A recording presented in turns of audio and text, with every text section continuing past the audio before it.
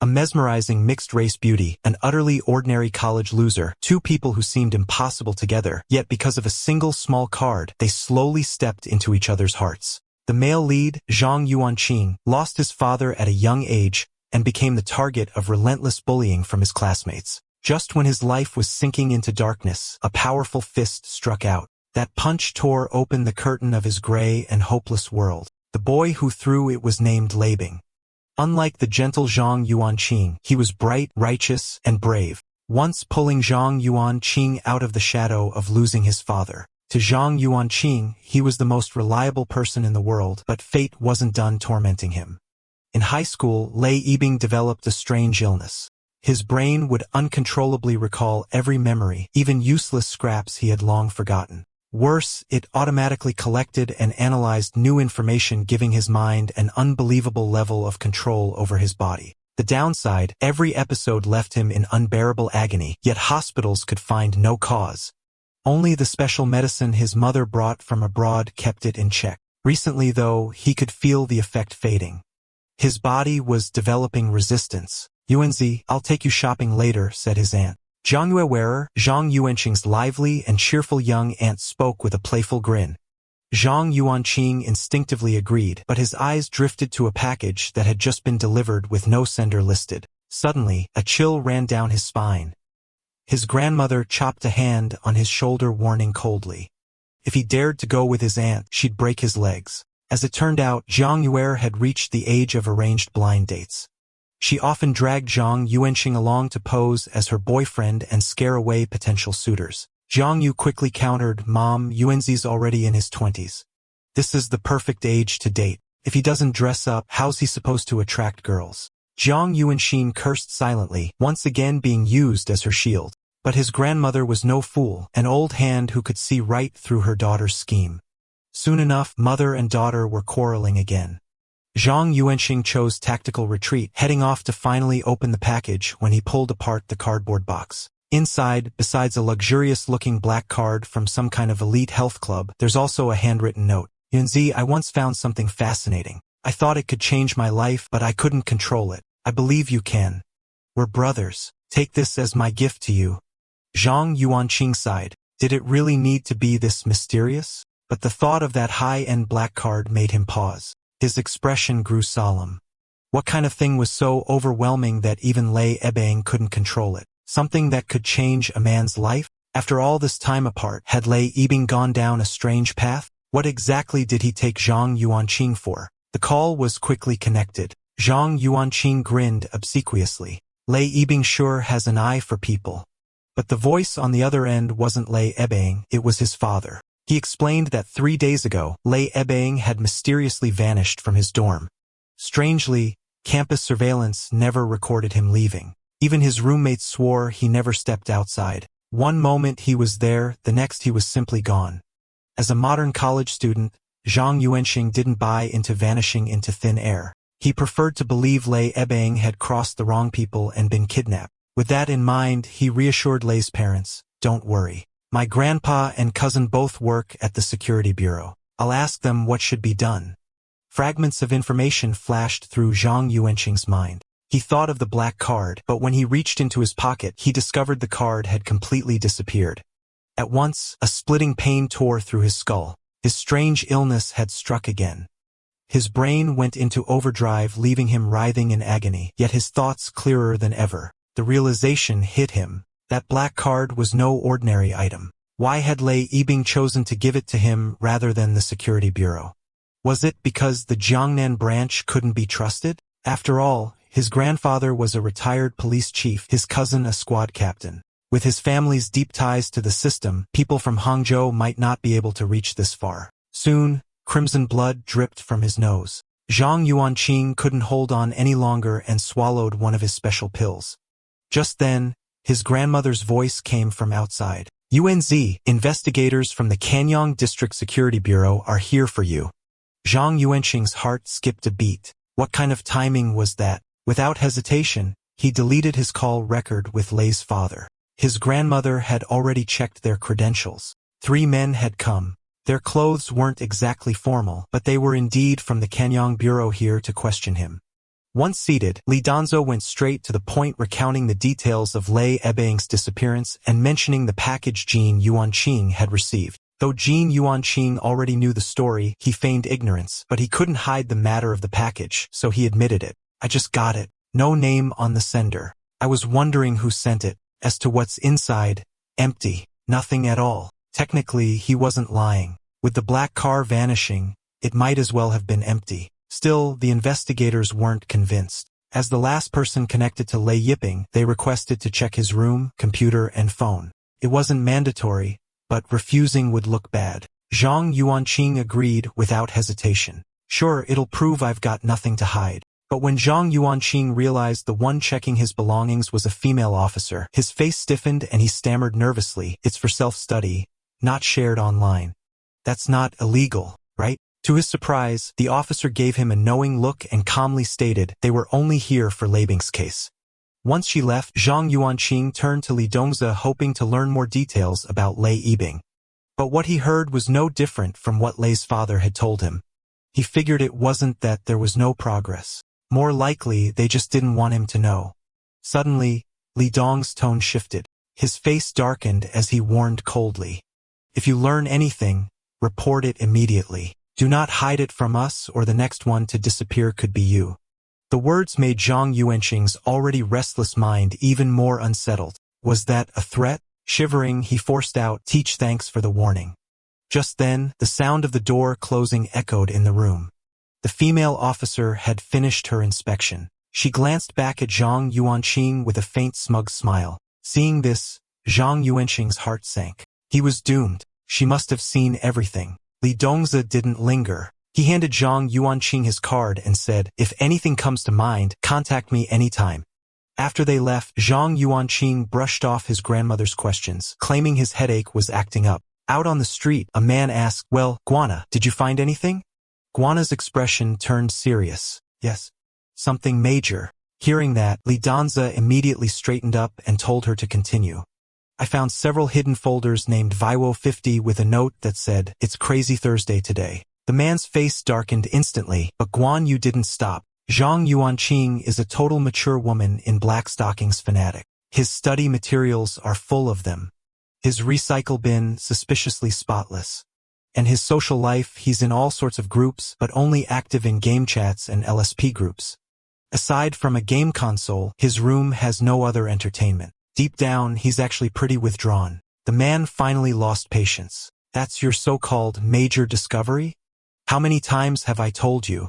No sleazy jokes, no dirty talk. It's crude and unbecoming." One only smirked unfazed. "Don't be such a bore. A little humor lightens the mood." Anyway, his computer and phone didn't hold anything useful, but I did find Lei Ebang's letter tucked under a flower pot. That confirms Lei really did send him something, likely the roll card. We just don't know which class it is. Li Donze fell silent for a moment. Finally, he muttered one sentence, "Come back tomorrow if Jin Yuanqing hasn't gone missing."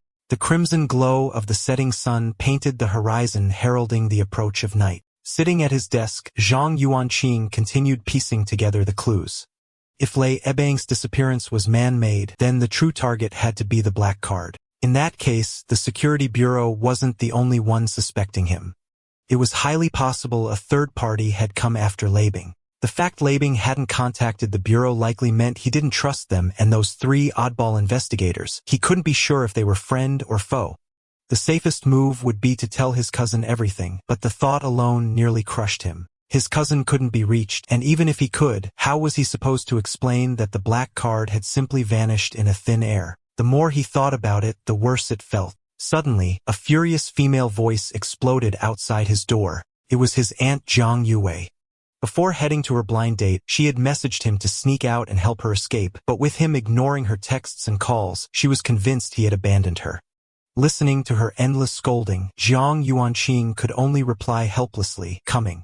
But just as he tried to stand, his head throbbed and burned all at once, leaving him dazed and confused. His grandmother quickly covered for him.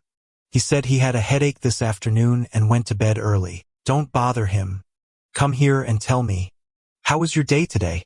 Any prospects?" Zhang Yu or wave her hand. "Pretty good. $1 million a year salary, house and car, but I don't like him. He makes too much money."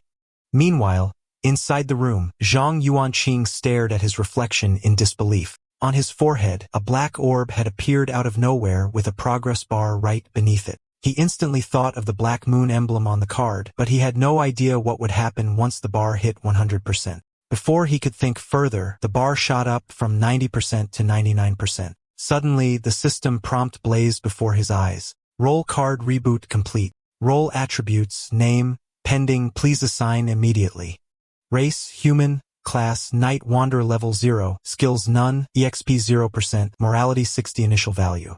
Never let it fall below 60. Before, you had no choice. Now do the right thing. Staring at the futuristic interface, Zhang Yuanqing froze. Was this really one of those web novel systems? Before he could react, the panel shifted again with a new prompt. Please assign your character name. Zhang Yuanqing felt speechless. Was the system really this dumb?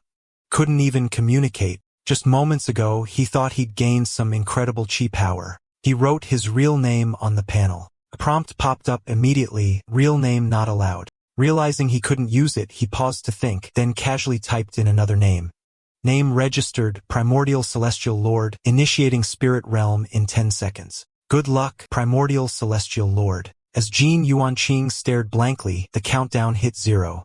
Spirit Realm map initialized. Welcome to Night Wanderer, Shelling Tunnel. Code 0079.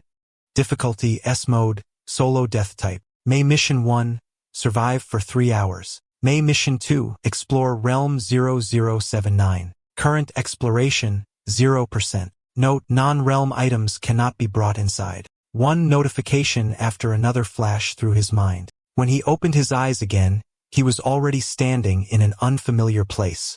Before he could adjust, the panel reappeared with the introduction for Realm 0079. Have you heard of one of Songhai's 10 great urban legends? The Shelling Tunnel? Built in the late 20th century, during construction, a crew entered on a rainy night and never returned. The Bureau searched for days, but only one worker was ever found alive. The rest vanished without a trace. That survivor lived, but his mind was shattered, leaving him insane. No matter how investigators questioned him, he repeated only one phrase, "Don't enter the temple." Cold sweat slid down Zhang Yuanqing's face as he read because he knew this place. Just days ago, when visiting his father's grave, he had passed by this tunnel, but the real Shelling Tunnel wasn't like this. It wasn't this decay, this ancient. A nameless dread gripped his chest, making his body tremble uncontrollably. He forced himself to stay calm. He analyzed the system's hints. Surviving 3 hours meant extreme danger. Exploration clearly referred to this tunnel, meaning whatever lurked inside was deadly. Still, if it was a mission, there had to be rewards. His class was listed as Night Wanderer, yet his level was 0, not even 1. That suggested becoming a Night Wanderer was itself part of the reward. But what exactly was a Night Wanderer? The figure from folklore? Labing was right. The black card really could change a life, but he'd overlooked the warning. Hard to control was an exaggeration. It meant lethal risk. A death-type realm, it was as bad as it sounded. Suddenly, the only overhead light snapped off with a pop. Footsteps echoed, tap, tap, drawing closer. A figure in a worker's uniform staggered into view, torn clothes, a shriveled body. It was clearly no longer human. And it wasn't just one. The first corpse was followed by several more. Zhang Yuanqing cursed aloud and turned around. To his shock, the corpses didn't attack. Instead, they all raised their withered arms, pointing in the same direction. Soon, more corpses emerged, encircling him completely.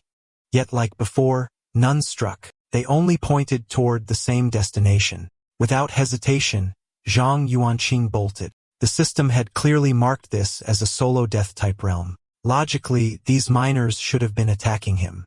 He didn't know why, but one thing was certain, getting away from them was the right move. Under the pale moonlight, he ran non-stop until the corpses were gone and a narrow mountain path appeared ahead. At its end stood a desolate, crumbling temple. A sudden thought struck him. It was the warning from the system and the mad worker's final words, "Don't enter the temple." If you follow that warning, he should stay away. But he had already left the tunnel, and the real target of exploration was most likely this ruined shrine. Those corpses, they were probably guiding him here, which meant the two main missions were actually connected. Explore the temple and survive 3 hours inside. Entering the temple might mean death, but going back into the tunnel guaranteed it. Lei Bing, Damn it, this isn't a 3060, it's a 36Z, some luxury club you sent me, more like a death trap. Swallowing hard, Zhang Yuanqing forced himself forward. As the saying went, no risk, no reward. There was no escape from his trial. The moment he stepped inside, the ruined temple lit up. Suddenly, the sound of footsteps rustled through the grass. Sha, sha, sha. At first, he thought it was just nerves, some hallucination, but that only sharpened his vigilance. After all, the first step to seeing ghosts was always hearing them. Soon, the rustling grew louder and sinister seals began appearing in his field of vision. This is way too cursed, just stepped inside the temple and already ran into ghosts. This time, Zhang Yuanqing didn't dare linger, danger ahead or not. He charged straight toward the flickering firelight. To his horror, the footsteps behind him quickened as he ran faster. Luckily, the main hall was close. With a leap, he slammed the doors wide open. His body tumbled hard into the great hall. When he looked back outside, the footsteps were gone. The door shut with a heavy thud. At last, he could take in the hall's interior. 3 stone statues stood solemnly within. One was a golden boy, another a jade maiden, and the last, a woman with a strange sigil carved into her brow. Zhang Yuanqing quickly noticed the goddess statue's hands seemed to have once held something. He guessed it might be a vital clue. Then he spotted a stone stele inscribed with details about the temple. It stated the shrine was dedicated to the goddess of Sandow Mountain, built in the early Ming dynasty. That was at least 5 or 6 centuries ago. The temple was long abandoned. So who was still replacing the candles in the main hall? His eyes fell to the base of the candlestick where a skeleton lay hidden. Judging by the clothing, it was one of the construction workers. Linking this with the real-world events, Zhang Yuanqing shivered. Was this realm generated from the urban legend, or had this eerie place always existed? If the latter, then the workers like him had stumbled in and become part of the tale. But now wasn't the time for speculation. Survival meant finding more clues. Steeling himself, he crouched by the bones to investigate. The cause of death was obvious: shattered ribs and breastbone, fine fractures on the left shoulder, killed by something heavy, a blunt force strike. In the corpse's chest pocket, he found a talisman and a bundle of pages. The notes read, "Another brother vanished last night. The third disappearance within this temple could be haunted by Sandow Mountain spirits, or has some powerful demon come to feast." Master grew furious when told, insisting we disciples had our cultivation and no monster would dare prey here. Yet, to protect the incense trade, Master ordered us to hide the truth from worshippers. Clearly, he knows more. As for ghosts, my corpse-sealing talisman and phantom art should suffice without troubling Master. Still, my unease deepens. Each day, another vanishes. Senior brother and I searched but found nothing. The nights remain eerily calm, yet dread coils tighter in my chest. Today, senior brother acted strangely, anger simmering in his eyes. I asked what he discovered, but he would not say. His temper was foul. I decided to ask tomorrow. But soon, senior brother vanished as well. I was breaking down, so I confessed everything to Master. Master's face showed no emotion. He only told me to come after sunset, then he would reveal everything, and a secret one that concerned the rise and fall of 1,000 years. After supper, I sat waiting in my chamber for the sun to sink. Since the disappearances began, never once have I longed for nightfall until now. Reading up to this point, Zhang Yuanqing frowned. The writing cut off abruptly with no continuation. The worker had stuffed the note into his pocket. This had to be an important clue. The cause of the temple's downfall was still unknown. If he uncovered its origin, maybe he could complete the second main quest. With that thought, he knew he had to leave the main hall and face the dangers outside. Only by doing so could he gather more information. After all, there was precedent. Following the path of the worker might reveal a way to survive. When it came time to step out, he couldn't help but psyche himself up. The air outside pulsed with an ominous, dangerous aura. Staying here and letting time slip by was certainly not the right choice. So he stepped beyond the reach of the firelight. Along the way, he came across the corpses of many construction workers. Though he was slowly getting used to it, the sight remained horrifying. But unlike those near the main hall, these bodies bore no fractures on their shoulders. Though still brutally slain, their injuries were different. Suddenly, a chilling cry for help echoed from behind. Zhang Yuanqing spun around. His mind snapped. No need to guess. I know damn well what's behind me. Stop yelling help. I'm the one who needs saving. He swore silently. If he made out alive, he would send every last one of Lei Ebang's study materials straight to Uncle Lei. Soon after, he discovered another corpse killed in the same way as the one in the main hall. In its pocket he found a talisman, a bronze mirror, and an ancient book. As his eyes fixed on the 3 items, a system prompt appeared, Spirit Realm item discovered. Name, corpse sealing talisman. Type, consumable. Effect, seals corpse's description, a talisman crafted by a powerful night wanderer, bane of all corpse-type entities. Place it on the forehead of the undead to complete the seal. Note, one-time use only. The mirror and book had no system notes. Only the talisman did, marking it as the key item. With that, Zhang Yuanqing decided to flip through the book. The entry read, "It has been 2.5 years since I entered the Temple of Sando Mountain. I've learned to read and write. Senior brother says once Master returns from exorcising the dead, he'll officially accept me as his disciple. I've begun practicing the moon-swallowing soul-nourishing technique, the foundational art of becoming a night wanderer. But the rebellion of Prince In rages on, smoke of war everywhere. Master, strongest of the Song Prefecture night wanderer lineage, had no choice but to descend the mountain to send the restless souls to rest. Without it, with war and ghost combined, the people would suffer endlessly." At that moment, Zhang Yuanqing suddenly felt a sour ache in his shoulder, but ignored it. He realized the book was a diary recording daily cultivation and life at the temple. The texture of its paper matched that of the corpses near the main hall. The Princean rebellion placed it in the era of the Jingnan campaign. Yet the night wanderers described did not match any known history. The diary continued, "Sunset, night has fallen at last. I heard a knock on my door. Overjoyed, I rushed to open it, but outside was not Master. It was senior brother, the one who vanished last night. Gone for a day and a night, he had returned, but I felt no joy. For what stood, there was no longer human. His chest was drenched in blood, his heart ripped out. He stared at me with dead eyes and said, 'Do not trust Master.'" Yet the most crucial section after that had been torn away, leaving Zhang Yuanqing utterly speechless. Suddenly, a chill crawled over his skin, making his body shudder. This was no place to linger. With that thought, Zhang Yuanqing lifted the bronze mirror.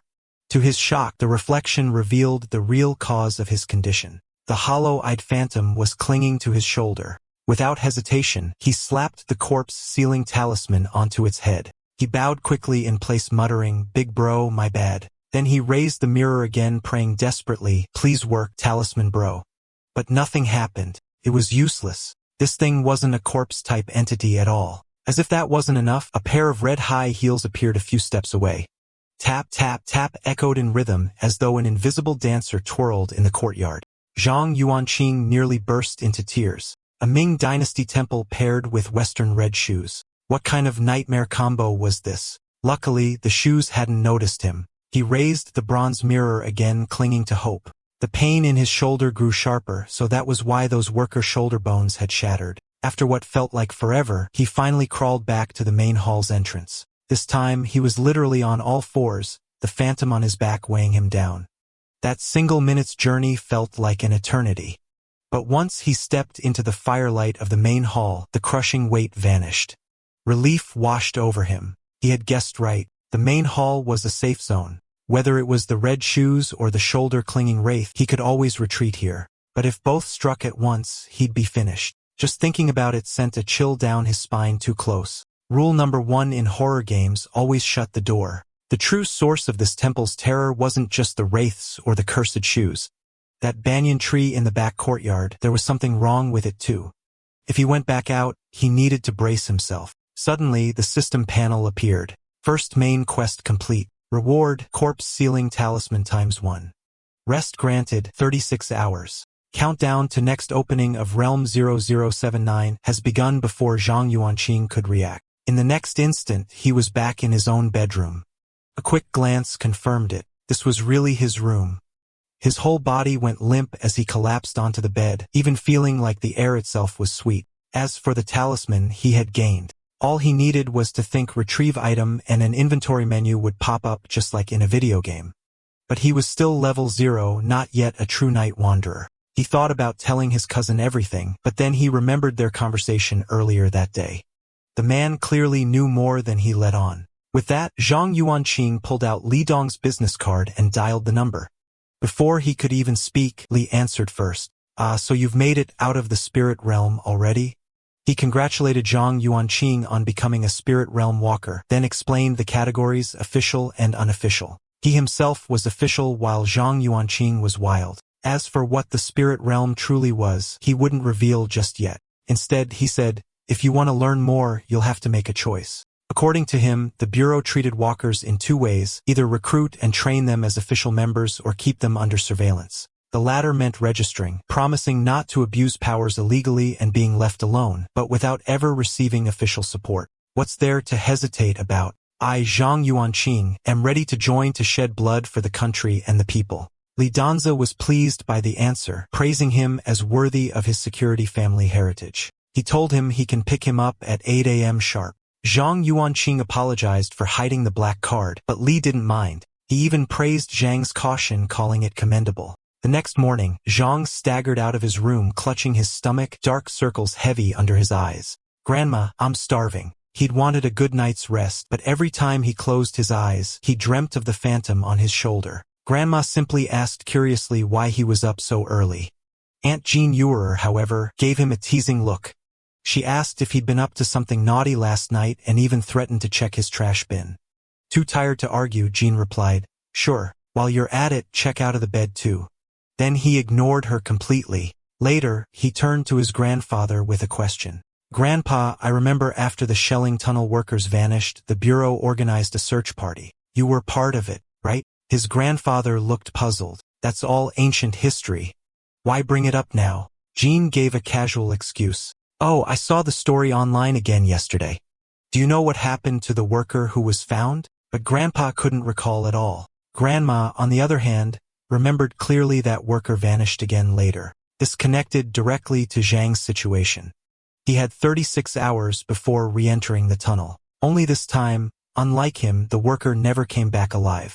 The death rate in the temple was terrifyingly high. The second main quest would surely be even deadlier. To survive, relying on the Bureau was the only smart choice. After washing up, Zhang bit into a bun and said goodbye to his grandparents. His grandfather simply washed his back as he walked away, silent, saying nothing. Soon, a long business limousine pulled up into Zhang Yuanqing's view. Inside, Li Dronzer casually asked what he wanted to drink. Coke, Zhang answered. Then you'll have to buy it yourself later. Zhang blinked. By myself? Can I expense it? Li didn't bother bantering. I'm taking you to get your onboarding done along with some basic training. Introduction time. Li Dronzer, Level 3 Spirit Realm Walker, Captain of the 2nd Squad, Kenyang District, Songhai Branch of the Five Elements Alliance. Class, Scout. From now on, we're colleagues.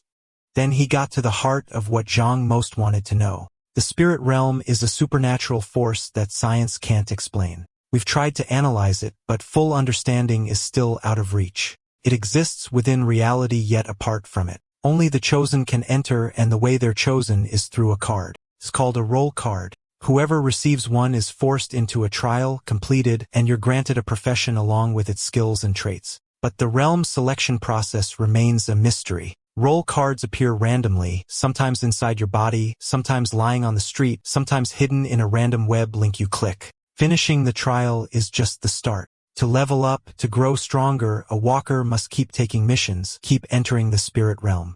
Don't worry, though missions aren't constant and not every scenario is lethal. In fact, some can be entertaining. Take me for example. I'm a scout level 3. In the past 2 years, I've only had to enter a solo realm once every 3 months and nearly died each time. The rest were team realms, safer and honestly more fun. Still, power has a price. Zhang muttered, sound a lot like dungeon runs in a game. Li chuckled, that's why I like talking to young people. You pick things up fast and you don't shy away from the strange. Solo realms are the deadliest with the highest mortality rate. Group types are easier. Some are death type, some just penalty type where you lose experience points. Zhang asked, why are solos the most dangerous? Li explained, because in group realms you meet walkers of different classes, but solo realms test your own class directly. Take me as a scout at the transcendent stage. My abilities are perception, tracking, and analysis.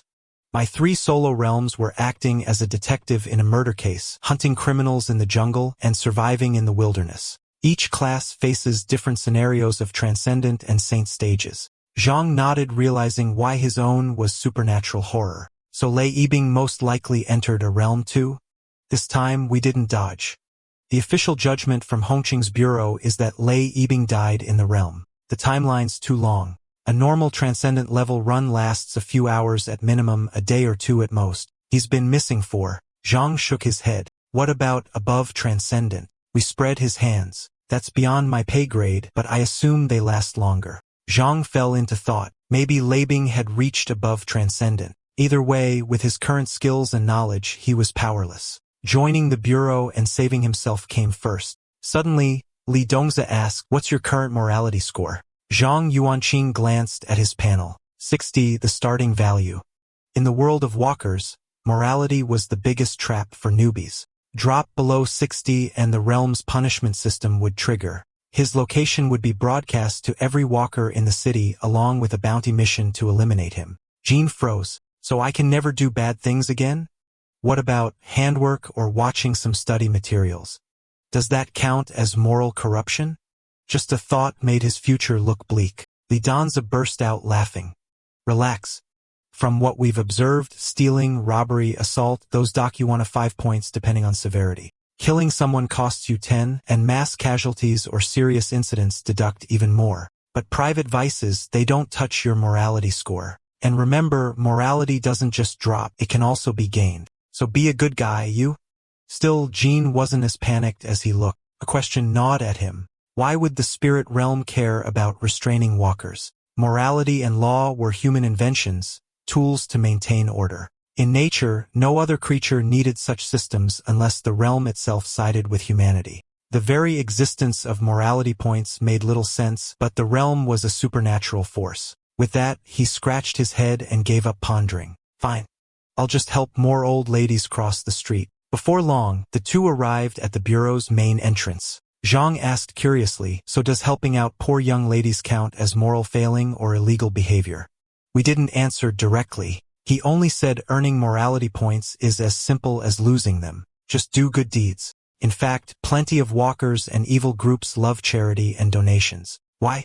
Because it's the fastest way to stack morality points. With enough money, they can kill freely. Ironic, isn't it? You never know what kind of monsters hide behind those philanthropists. And the cruelest irony? In both the real world and the realm, human lives can be bought. Also, killing other walkers doesn't deduct morality. Anyway, let's move on to the official organization. We belong to the Five Elements Alliance. It's made up of 5 forces: the 100 Flower Society, the White Tiger Legion, the Scarlet Flame Gang, the Water God Palace, and the Atrium. Each represents a class with Fae, Scout, Fire Mage, Water Wraith, and Earth Brute. Zhang Yuanqing couldn't help but mutter, great. So the big official alliance is basically a bunch of demons and monsters. Besides the Five Elements Alliance, there are a few other state-backed groups. I'll send you the files later. The alliance itself only formed 20 years ago. Before that, each faction acted alone and they didn't get along. Part of it comes down to the 5 elements cycle of conflict and the clashing temperaments of the professions. Take the Wood Fae of the 100 Flowers Society. They're extreme environmentalists, animal rights fanatics, worse than any god could tolerate. Every time I see their twisted zeal, I just want to plant a boot right up their ass. Li Dongzi grew more animated, and the Atrium with their real estate obsession or the Water God Palace with their bacteria cultivation nonsense, just as ridiculous. Only scouts of the White Tiger Legion are wise, calm, decisive, the perfect class. Zhang Yuanqing's lips twitched, and do the other 4 groups agree with that? Li only snorted. See, sounds more and more like a game, doesn't it? Different classes, different roles. The Scarlet Flame Gang are reckless berserkers. The Water God Palace are water mages. The 100 Flowers Society are healers and summoners. The Atrium are thick-skinned tanks. Zhang cut in immediately. So you scouts are basically the 75 gold ward from games? He realized his mistake the moment it left his mouth and apologized sincerely. In truth, Li wasn't exaggerating. Once past the transcendent stage, scouts gained terrifying solo combat ability. The class really was close to perfect. Of course, Li added, among the orthodox professions, the Night Wanderer is recognized as the strongest. And yes, I mean orthodox excluding the dark professions. Even we scouts admit the Night Wanderer is superior. Zhang's ego swelled to the words. He quickly pressed, asking Li to explain the Night Wander class. Li didn't hold back. Night Wanderers, even early in the Transcendent stage, show frightening assassination ability, explosive power that's off the charts. They can also commune with souls, forge spirit-controlling tools, a wide arsenal of versatile deadly skills, but they're incredibly rare. Take Songhai's branch.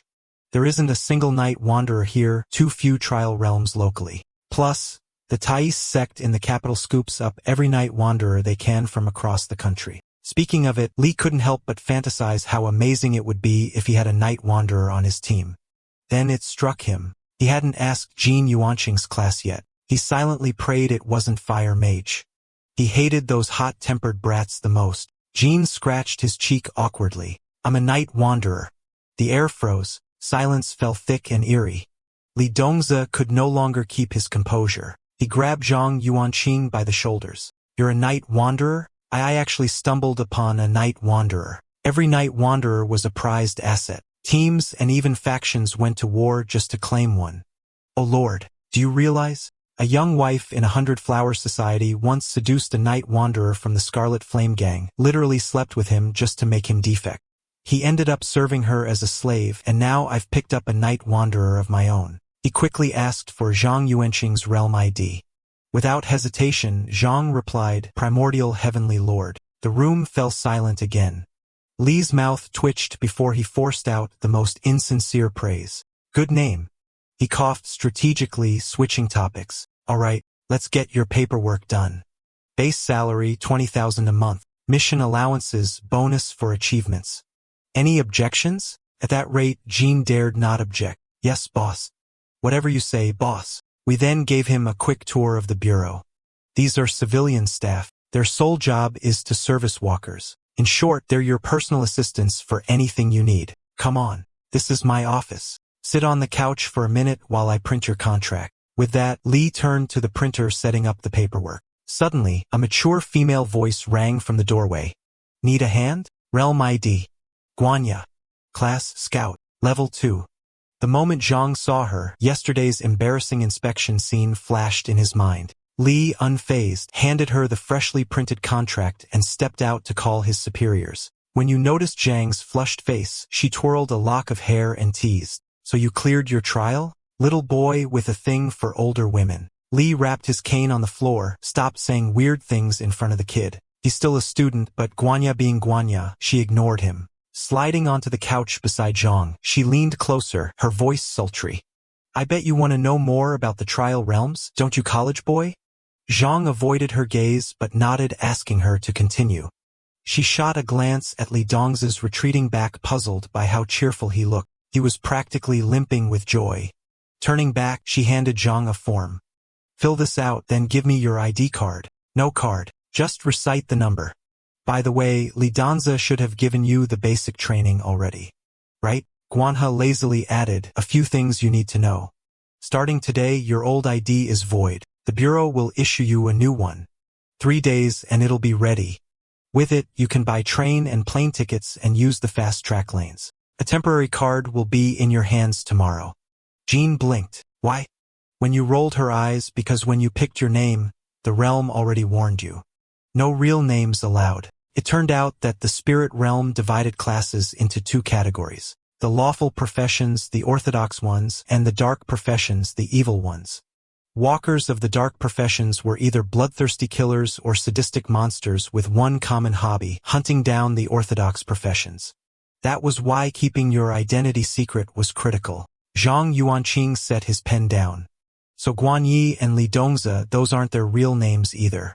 Weini gave a playful smile.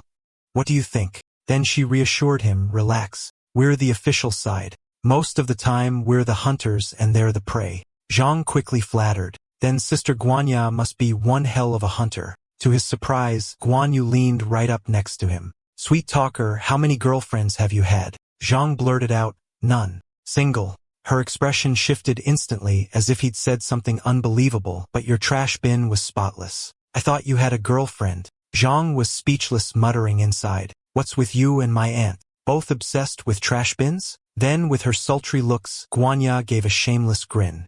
Want me to order you a girlfriend online?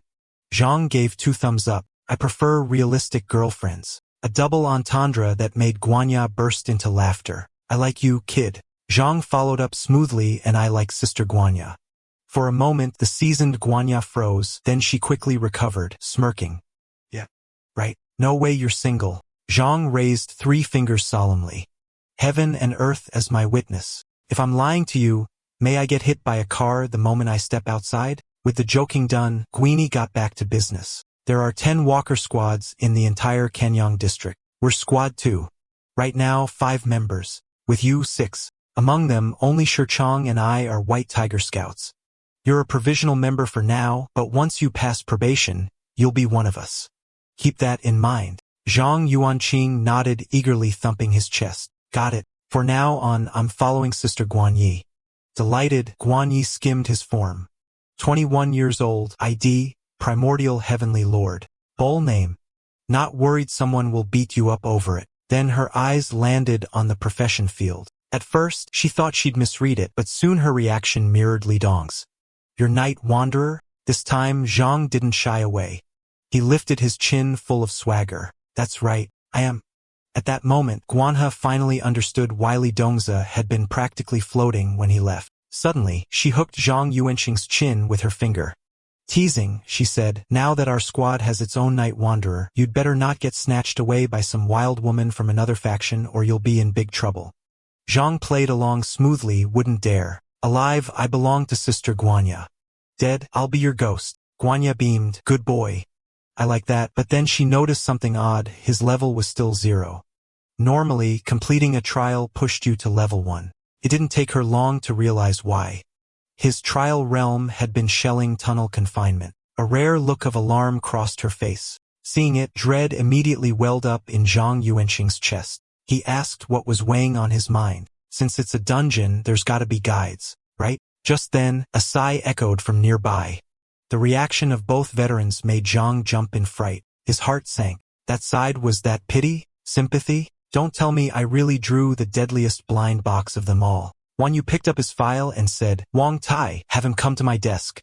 She added, of course, there are guides. Every official walker has to submit their realm reports. We reward them for it, but Shelling Tunnel is different. Better see for yourself. Soon, details on Night Wanderer trial realms appeared. Wong Village Ruins, Psi rank. Objective, survive until dawn. Hazards, hanged ghosts inside the village, restless graves outside. When a hanged ghost reaches for your life, stand on your head to evade it, but the weak won't last long. At midnight, the grave spirits flood in. You must light incense from the convenience store or be torn apart. Ghost bride, a rank. Objective, spend the wedding night with her until dawn. The bride is stunning and treats each groom with wild abandon. She won't harm her chosen husband as long as he satisfies her, but no man has ever lasted till morning. Nearly impossible, only one walker in history survived, and afterward, he developed a permanent loathing for women.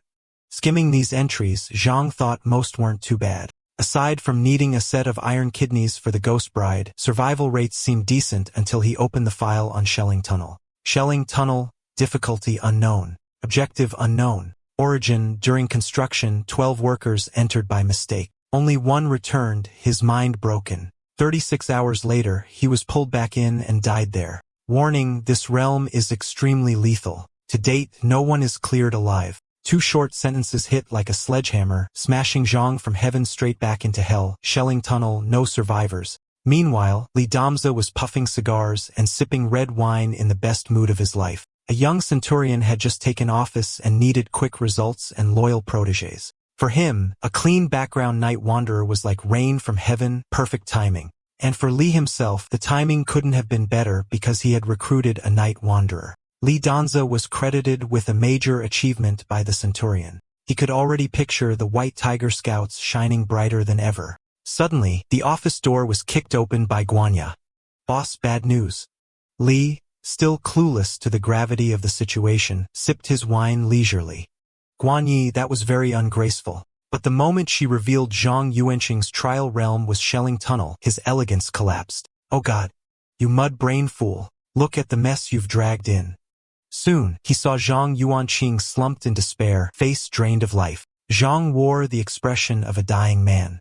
Boss, do I still have a chance to be saved? At that, Li Dong's aside, the same heavy sea Wang Tai had given earlier. He gripped Zheng's shoulder trying to console him. Every walker's first trial is a solo realm, and that's the worst part. In a solo trial, no one can help you. It's the spirit realm testing you, proof you must pay the price for power. I'll file a report and pray the higher archives have intel or strategies on Shelling Tunnel. Otherwise, no one can save you. Write down everything you experienced in there in detail. Once Zhang finished writing, Li told him to head home. Wait for updates. If anything comes up, I'll inform you immediately. Guanha, take him back. As they left the bureau, Zhang looked at Guanya with rare seriousness. Sister Guanya, this won't be the last time I see you. Right? Guess I wasn't joking after all. I really might end up as your ghost. Guanya brushed her hair in the wind, smiling brilliantly. Relax. I'm not about to be your widow. Get in the car. Just moments earlier, Zhang had let himself feel a flicker of hope. Clearly, he'd been thinking too much. But as he settled into the business car, a soft hand landed gently on his head. Guanya's voice was uncharacteristically tender. The boss will try everything to help you, but all I can do is wish you luck. Goodbye. Zhang answered with quiet disappointment. Hi, ma'am. Goodbye. Back in the office, Guanya began writing her report. Yuan Shi Tinzuan Scorpio male. Traits: scheming, vengeful. Note: extremely high risk of being seduced by women from rival factions. Once finished, she tore the slip off and carefully filed it into the second squad's personnel records. Hey Wang Tai. Does that kid stand a chance at clearing it? Wang Tai kept working as he answered. Maybe Tai's sect has detailed info on Shelling Tunnel, but it probably won't help. If it did, they'd have already sent a night wanderer through. An S-rank trial should hold great rewards. If he had artifacts, maybe, just maybe, he'd have hope. Guanya rolled her eyes, stating the obvious. Artifacts were rare as dragon's teeth. Even walkers of the transcendent stage were lucky to have one. Sure, if we could hand him a few, he'd have a shot, but artifacts are wildly diverse, and with how little we know of Shelling Tunnel, we couldn't pick the right ones anyway. Most likely, it'd just end in wasted lives and wasted treasures. After all, there are only two ways to get unbound artifacts. First, by finding them inside a realm. Second, by ambushing a walker in reality and looting them, only if the item wasn't locked in their inventory. Neither was realistic. If a walker died inside, the realm reclaimed the gear automatically. The loss will be massive. Wang Tai could only shake his head. The truth is Zhang Yuanqing's just unlucky right after Qingming. That's always when Shelling Tunnel reopens. Guangyi sighed. Yeah. No kidding. Meanwhile, Li Danzo was reporting Zhang's situation to the Centurion, apologizing for his lapse in judgment, mistaking a return from the realm as proof of clearance, and begging the Centurion to pressure Tai's sect for detailed files on Shelling Tunnel. Never abandon, never give up, that was the White Tiger Scouts' creed. Since Zhang Yuanqing had joined, they couldn't just let him die. Li pleaded earnestly for the Centurion's help. After checking over his words one last time, Li clicked send in silence. Back home, Zhang Yuanqing no longer had the vigor he'd left with. Grandma, I'm back. His grandma noticed immediately. Your cousin's here. He's in the dining room. What's wrong with you, boy? You look like you've lost your soul out there. Zhang muttered, I'm fine. He gave his cousin a quick greeting. His cousin, Xian Yuanjun, frowned. Grandma said you were looking for me last night. Zhang instinctively brushed it off. It's nothing. But Xian brought up Lei Aibing's disappearance. If Li Dongza came to your house in person, it means this case isn't ordinary. And honestly, even I couldn't help with it. Suddenly, Jean Yuer popped her head out from the corner. Xiao Yuanzi here. Anti-wrinkle masks twice a day should work wonders. Your grandma made me buy them. Zhang's face went dark. Annie, I don't need that stuff. Before he could finish, both grandma and his cousin jolted in unison. You brat. Grandma scolded, poking his forehead. If you don't need masks, what then? Want me to iron those wrinkles off your face? 30 years old with a 40-year-old mug, even worse than your dad. How are you gonna find a wife like that? She sighed. Your dad's generation was already a wasted account. You better not fail too. Remember last year, when your Uncle Wang visited from the next province, almost made your grandpa faint. Old Chun, I didn't know you had another son. Grandpa had roared right back. That's my grandson. Publicly roasted again, Chen Yuanjun begged Grandma to stop nagging. I've got work later. There's a missing persons case on my desk and I'm swamped. The moment he said missing, Zhang's mind jumped to the spirit realm. He pressed for details. Shen explained, not long ago, 2 people vanished in Shelling Tunnel, still no sign of them. CCTV shows them entering, but inside the tunnel, nothing, like they were never there. He warned Zhang to keep it quiet. I signed an NDA. Grandma shook her head. That place is haunted. I'm telling you. Every year someone disappears. Zhang Yuer bobbed her head. Exactly.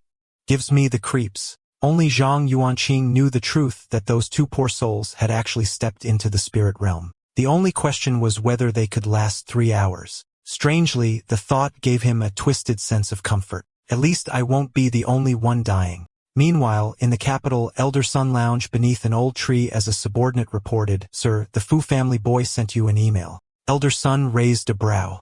Fuqingyang, what's this about? The subordinate quickly explained Zhang Yuanqing's situation. He was requesting files on Shelling Tunnel. Elder Sun scoffed. Shelling Tunnel is impossible to clear. Given the files, the sect already abandoned the attempt. This classification has been downgraded. Tell that Fu kid. The place was S rank from the start, then grew even harder after some accidents. It's no longer a rookie trial. My advice, forget the Night Wanderer. He's a dead man walking, no investment value. Even ordinary S rank rookie trials are brutal. Shelling Tunnel is worse, far stranger, far deadlier. But every S rank holds something unusual inside, rare artifacts or critical knowledge, priceless. We even stationed 2 level 1 Night Wanderers in Songhai waiting months for the realm to trigger. S rank rookie trials occasionally admit higher level walkers of that class. Eventually both got in. One vanished without a trace. The other cleared his first task but died on the second, and both of them had artifacts. After that, the elders reevaluated and completely gave up on Shelling Tunnel. Still, if someone could clear it and bring back the knowledge inside, it would finally lay our obsession to rest. With that, Elder Sun gave new orders. In a few days, the sect master will summon all Night Wanderers to the capital. Something big will be announced. Prepare the men and recall everyone. Back at home, Zhang Yuanqing muttered coldly at his aunt. Auntie, do you realize you're a total pervert? Zhang Yu huffed. Zhang Yuanqing, think of the spirit realm. If it really worked like a game, maybe it had rules too. And if there were rules, then even an ordinary guy like him might find a way to survive. After his aunt left, his phone suddenly rang. It was Guanya. He picked up and she told him to check his email. The provincial chief had already sent him Shelling Tunnel's files. Knowing he never touched his inbox, she'd called to remind him. Zhang thanked her and asked her to pass his thanks to the captain as well. Once I clear the trial, dinner's on me. Guanyu paused before replying, her voice quieter than usual. Zhang Yuanqing, I'll wait for that dinner. His answer was simple. Wait for me, Guanyu Jia. He hung up and set the phone aside. On the other end, Guanyu lay on her bed, worry clouding her face. Even with Tai's sex files, will it change anything?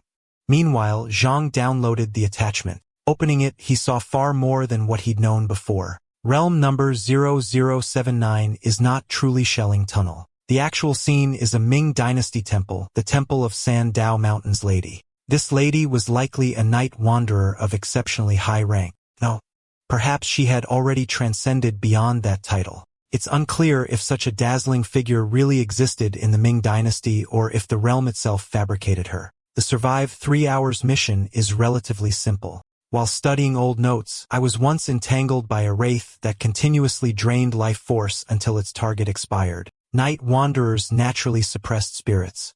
I didn't need much effort to disperse it, but when I tried to devour it, I hit a wall as if the realm itself protected the wraith. Anyone who reads these notes is cursed, bound to be hounded endlessly by the spirit. Exorcisms only buy time. Each banishment grants about 15 minutes of safety. The temple structure is simple, one main hall, 2 adjoining courtyards. The candles in the main hall are powerful artifacts, purifying and warding off evil.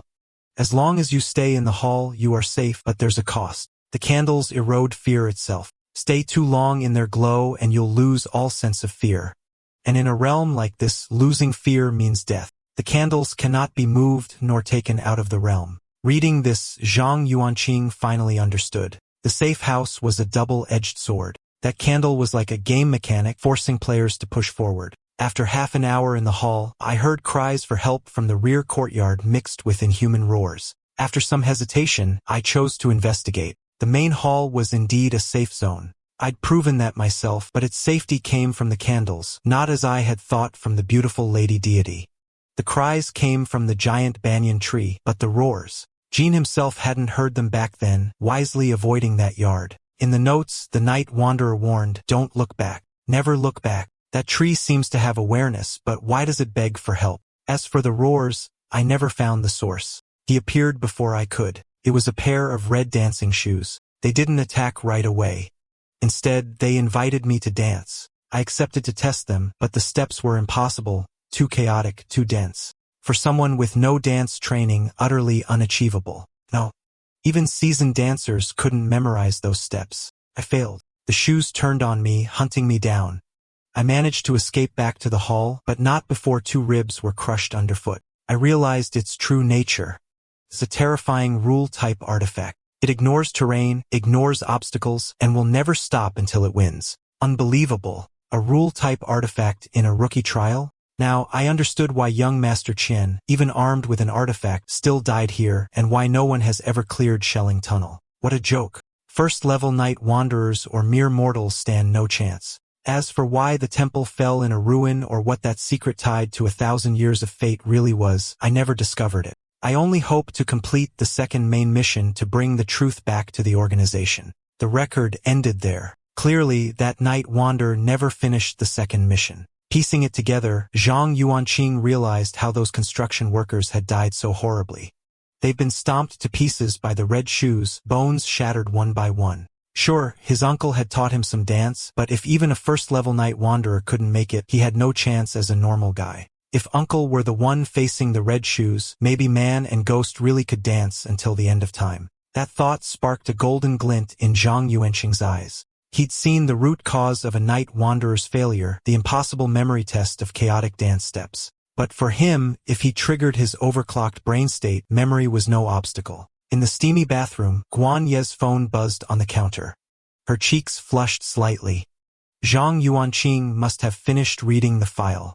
Zhang skipped the small talk, asking straight out, "What exactly are rule-type artifacts?" Guanha explained, "There are many types of artifacts in the realms, each with different functions. Officially, we classify them into 3 categories: cost type, rule type, and one more I'm not high-ranked enough to access. Cost type and rule type can't really be ranked. Their powers are too different, but everyone agrees. Rule-type artifacts are rarer, harder to deal with, and each one is worth a fortune. Dealing with them isn't a secret in the organization. You find a pattern, crack the rule. The red shoes inviting someone to dance, that's its rule. If you manage to follow it, there's a chance, just a chance, you can claim it. But that chance depends on a lot, whether it's willing, whether it's ownerless. Don't take it too seriously. Claiming a rule-type artifact is something you only daydream about." Zhang asked, "What about medicine? Can it be brought into the realms? Other than clothes, most real-world items can't go in. Medicine works, but only if you've already taken it. What if I just hold it in my mouth?" Guani couldn't give him a clear answer. Jean knew this was the only gamble he had. He'd have to try. "Got it. Thanks, Guan Yu Jia. Stay safe, little Scorpio. Oh, and today's your lucky day." Soon, the 36-hour respite was up. Zhang braced himself to enter Shelling Tunnel again. System prompt, realm loading, map unlocked. Welcome to Night Wanderer, Shelling Tunnel. Code 0079 difficulty. S-type solo death main mission 1. Survive 3 hours completed main mission 2. Explore realm 0079. Progress 20%. Note, non-realm items cannot be brought in. The next instant, his vision blurred. He was dragged straight into the dungeon again. It worked. Damn. I'm a genius. With the pill, I should survive the red shoes. Looking up at the sky, Jean realized this place seemed locked in eternal night. If this realm really is like a game, maybe you have to touch things to reveal their info. He reached out and laid a hand on the temple's candle. System prompt. Name, everlasting candle type, fuel function, purify, ward evil description, said to be refined from the fat of a long-life beast left behind by Lady of Three Paths. Note, purifying fear isn't always a blessing. Cannot be moved as he expected. Only by touching it could he get details. No wonder he hadn't known in the first run. It was an artifact all along. Thank God he'd read the file. Purifying fear isn't always good. Clearly, this was a cost-type artifact. Price losing fear. But right now, Zhang was terrified with zero intention of dying bravely. He decided to bunker down in the hall first. Next step, explore the east courtyard, uncover its dangers and rules. Exploration couldn't exceed 15 minutes. Any longer and a shoulder-riding wraith would get him death guaranteed. The blue pill was his trump card against the red shoes, but hardly a sure bet. Even with all the info, his gut screamed, I don't want to go out there. He'd already scouted the compound. This time he'd head straight for the east yard. This game really is try it and you die. Technically, the rules allowed him to camp in the hall forever, but the end result, starvation. The longer he delayed, the weaker he'd be and the slimmer his chances. Stick your neck out or pull it in, it's still the blade. No choice but to risk it. The file warned the banyan tree was dangerous, but to his eyes it was just a big old tree. Maybe checking it would bump up his exploration progress. Then again, in every horror game, ancient wells and old trees never end well. He hissed through his teeth, better detour for now. Just as Zhang turned to leave, crack. He looked down. He'd stepped on a dried corpse's bones. The head was still intact, but its rotation went far beyond human limits. It must have been twisted a full 180 degrees before death. Just as Zhang Yuanqing wondered what could have caused it, a cold gust of wind rose behind him. Someone or something kept calling his name. He didn't turn around immediately. Instead, he pulled out the bronze mirror from inside his coat. As he slowly raised it, his hand began to tremble uncontrollably. Through the mirror, a long-haired woman in white drifted up from the old well, beckoning him to come closer. Thankfully, she didn't seem to have any rule-type supernatural ability. Sudoku, Zhang Yuanqing shouted, sprinting away from the well with every ounce of strength. He ran who knows how far before ducking beside a house. The ghost's voice faded behind him. According to the files, the night wanderer had been here too. He warned, don't look back, but never said anything about walking back. Maybe the ghost only targets those who turn their heads. If that's true, you might be safe going back later, right? Right now, Zhang Yuanqing just wanted to go home. Still, thinking since I'm here anyway, he pushed the door open to at least make some progress. A chilling wind rushed out, forcing him to tactically retreat. After waiting a while and seeing nothing emerge, he carefully began searching the room.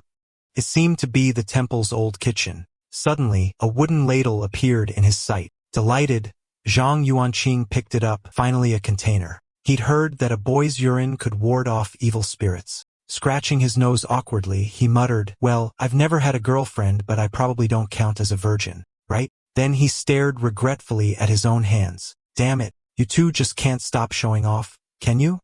After staring at the ladle a moment longer, he decided against trying the so-called boy's water. As the saying goes, cold winds on the old stone road, a lone shadow walks in fear. A drop of boy's urine on a ghost's face, yet the spirit stays still unaware. Tried the sacred cure, wasted the thought. In the end, all illusions fade. Truth lies only in one's heart. Zhang Yuanqing had no idea what got in his head, but whatever it was, saying nice and wet somehow felt right. He kept exploring and found a few tools, though honestly, they were good only for self-comfort. Soon, he discovered a weapon storage room inside room number 2 of the temple. And just like that, he achieved light-speed amnesia. After all, in a world full of ghosts and spirits, a temple having an armory wasn't that strange. But the 2 new corpses he saw made him pause. Why were there mummies here? Normally, a mummy forms in 2 ways, artificial preservation or natural dehydration.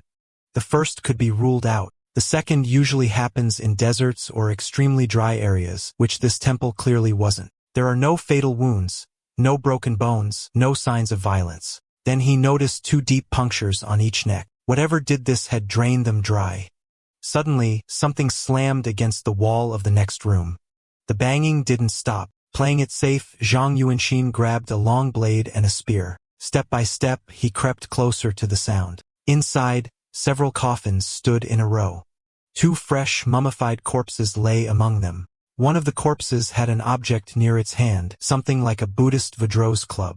It reminded Zhang Yuanqing of the missing hand of the Lady of the 3 Mountains. She must have been holding one of these. Just then, the banging shifted to a dragging, scraping noise. The corner of one coffin began to slide open. A bluish-clawed hand with sharp nails reached out. Zhang Yuanqing stared in frozen horror. Bang! The coffin lid flew into the air. Out crawled a corpse in a tattered Taoist robe with fangs and a bluish face. A full-blown Zhangshi. Realizing things were going south, he turned to run. But right then, his 15-minute exploration time expired. The shoulder-perching ghost that drained life force had reappeared. Yet the nightmare wasn't over. The zombie's nose twitched. It smelled a living human. Zhang Yuanqing felt like he was already dead. I just want to go home. Grandpa, Grandma, any mom, and my late dad, I want to go home. A violent crash shattered the door. The zombie stepped out following his scent. Zhang Yuanqing glanced back once, then bolted toward the main hall with everything he had. To his horror, the zombie crouched into a perfect runner's starting pose. A moment later, it dashed forward at inhuman speed. The sight nearly made Zhang Yuanqing faint. How was this thing even called stiff if it moves that fast? It was clearly faster than him. Catching up was only a matter of time. So instead of running, he stopped cold. Twisting his body for leverage, he thrust the iron spear straight ahead. Yet the strike didn't pierce flesh. Instead it rang out like metal clashing on metal. Looking closer, Zhang Yuanqing saw a gaping hole in the zombie's chest. The sight instantly reminded him of his senior brother whose heart had been ripped out by the guillotine trap. The zombie roared in fury. It lunged forward, snapping the spear in half with sheer brute force. Taking advantage of the opening, Zhang Yuanqing switched the long knife to his right hand and swung hard at the creature's neck. Another metallic clang echoed through the room. The impact numbed his palm. Pain shot through the web of his thumb. That's when he realized the zombie pretending not to run was fake, but the iron skin was real. As he hesitated for a split second, the zombie twisted sharply, thrusting its hand straight toward him. He dodged just in time, but one sharp nail sliced his arm open. The next instant, the creature's other hand slammed him onto the floor. Its 4 fangs descended toward his throat. Desperate, Zhang Yuanqing summoned the corpse-suppressing talisman from his inventory. The moment the zombie saw the charm, it instantly backed away, retreating several steps. Clearly, it had some intelligence. It feared the talisman. In his head, Zhang Yuanqing prayed, "Please, ghost lady from the well, don't mess with me right now. And you, shoulder spirit bro, maybe drain my life a bit slower. Okay, we're old pals here." Step by step, clutching the talisman tight, he edged away from the zombie. As soon as he neared the main hall, he turned and bolted. Just before his life force was completely drained, he rushed into the zone lit by candles and the ghostly aura vanished.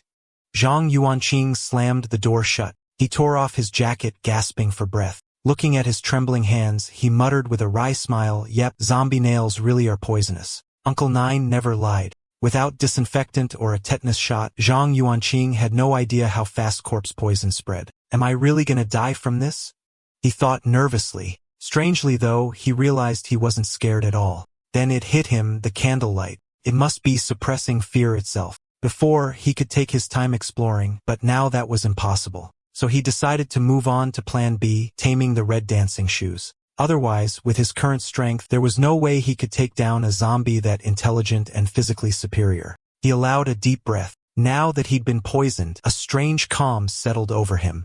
If I'm doomed anyway, he thought, then who else should step into hell if not me? He went to the spot where the red shoes had last appeared and waited. What he didn't expect was the red shoes really did show up, but this time they appeared between him and the main hall. Clearly, they had no intention of letting him escape. A glowing prompt appeared before his eyes, dance invitation. If you agree, step in place. Zhang Yuanqing could only pray, silently asking his late father to bless him. Please let me enter brain overload mode. Fortunately, fate didn't screw him over this time. His brain went into overdrive successfully. Every move of the red shoes dance became crystal clear in his mind. After about 2 minutes, the red shoes stopped and bowed, gracefully signaling it was his turn.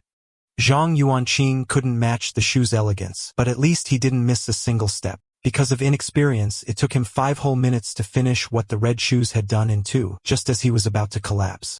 Another message appeared, your dancing skills remain as terrible as ever. With that, the red shoes vanished, stored neatly in his inventory. Unfortunately, because of his awful dancing, the red shoes would only admire him for 30 minutes. Zhang Yuanqing swallowed the special medicine in one gulp. Then he opened the information panel of the red dancing shoes. Name, red dancing shoes. Type, footwear. Function, tracking and assassination. Description: once belonged to a princess from a western kingdom, born graceful and breathtakingly beautiful, a dancer whose charm captivated every man in the land. But her wicked stepmother, jealous of her beauty and talent, locked her away in a tall tower.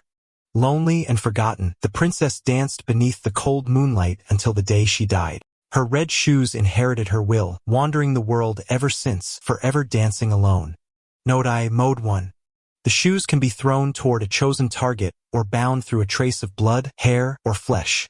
Once locked, they will hunt the target endlessly, ignoring all physical barriers. They cannot be escaped, cannot be destroyed until the target dies or completes one dance with them. The dance type is unrestricted.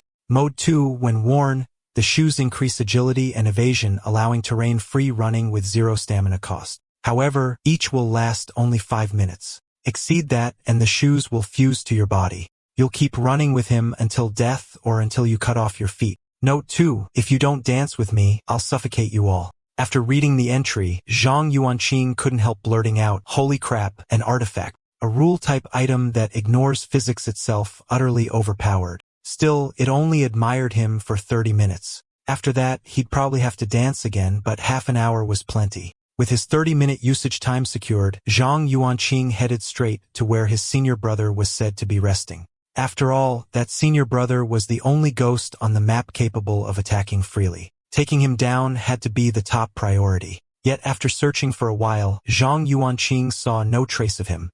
He was just wondering if the guy had crawled back into his coffin when a senior brother suddenly appeared on a tree behind him. It was meant to be a fatal ambush, but Zhang Yuanqing caught a whiff of that thick corpse stench.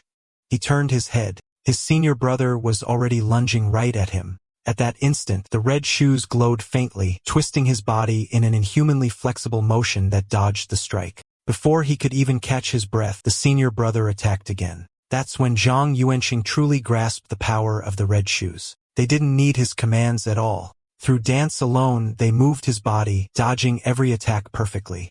Of course, the red shoes had one serious downside. Boys who can't dance might easily pull a vital part of themselves. The senior brother's attack seemed to have completely angered the red shoes. They suddenly took control of Zhang Yuanqing's body, forcing him into a flawless double flying kick. That same moment gave Zhang Yuanqing his chance to strike back. He quickly summoned a corpse-suppressing talisman, and as the senior brother started to rise, he slapped it right onto the creature's forehead. Just as the talisman's description promised, the undead monk, being a Yin-type entity, instantly froze body-locked and powerless. Wiping the sweat from his brow, Zhang Yuanqing sighed in relief. Without the red shoes, he'd be a corpse himself.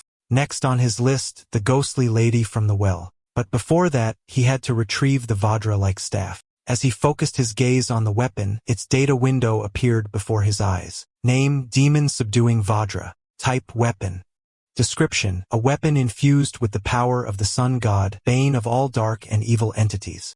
By offering blood, one may temporarily gain the power of sunlight. Note: powerful? Yes, but it's paid for with your life. After reading the entry, Zhang Yuanqing finally understood what had happened. The construction team before him had likely tried to use the Vajra to slay the zombie but failed. They couldn't tame the red dancing shoes and ended up being trampled by them, losing countless members. When the zombie appeared, the rest were slaughtered. Realizing this, Zhang Yuanqing wasted no time. He had only 5 minutes left before the shoulder ghost returned. He had to finish off the ghost from the well before that. Yet when he looked down the well again, it was empty, just a plain ordinary well now. But he could have sworn he'd seen a faceless woman rise from earlier. Gripping the Vajra tightly, he steadied his breath. He didn't know what was going on, but the 15-minute timer was almost up. He decided to return to the main hall. The corpse poison was taking effect: dizziness, labored breathing, stabbing pain in his lungs and heart. His time was running out. He'd explored both courtyards and subdued the zombie, yet the mission hadn't ended, meaning something still remained hidden. He was sure he'd checked every room, even a well. Then his gaze slowly turned toward the stone statue behind him. The only place left unexplored was the main hall. Clearly, that empty stone hand was meant for the Vajra. And just as he suspected, the moment the Vajra was placed into the statue's hand, the entire sculpture began to crack and crumble. With a deep rumble, the stone shattered, revealing a hidden passage leading underground. Zhang Yuanqing didn't rush into the tunnel right away. Instead, he searched through the rubble for the demons subduing Vajra. Before long, he found it again. The description read, a relic imbued with the sun god's power. By offering fresh blood, one may gain divine strength. If it was truly sunlight's power, shouldn't it drive away the darkness and bring light? Thinking that, he remembered the system's earlier warning. Something about it made his chest tighten with unease. Still, the Vadros had to be a key item in what lay ahead. Otherwise, the system wouldn't have highlighted it so clearly. Taking a deep breath, Zhang Yuanxing gritted his teeth and drove the Vadros straight into his thigh. A warm golden light spread through his body. Yet instead of dispersing the darkness around him, the relic granted him a pair of eyes that could see through the darkness itself. Even more, all the effects of the corpse poison, dizziness, suffocating pain, the burning in his chest vanished completely. The only thing left was the bleeding wound on his leg. The price, of course, was exactly as stated, life itself in exchange for divine energy. Pulling the red dancing shoes back on, he stepped into the narrow passage. The tunnel walls still bore rough, unfinished tool marks. It was clearly man-made. This must be it, he thought, the final puzzle of the Shelling Tunnel dungeon. But as he moved deeper, faint cries for help echoed from ahead. Moments later, a massive tree trunk covered in human faces slowly came into view. Alright, that's the end of the story. Thanks for watching. See you in the next one.